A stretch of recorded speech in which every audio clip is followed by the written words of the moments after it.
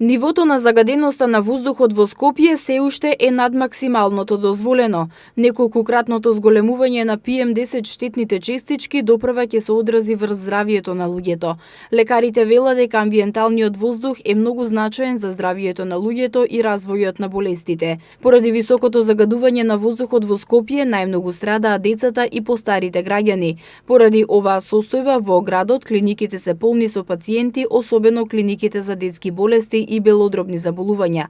Во болницата на Козле се примаат дури и по 100 пациенти дневно со респираторни проблеми, а најмалиот хоспитализиран пациент е бебе старо 1 месец. И од Универзитетската клиника за детски болести информираат дека таму бројот на најмалите пациенти не одстапува од вообичаениот за овој период од годината.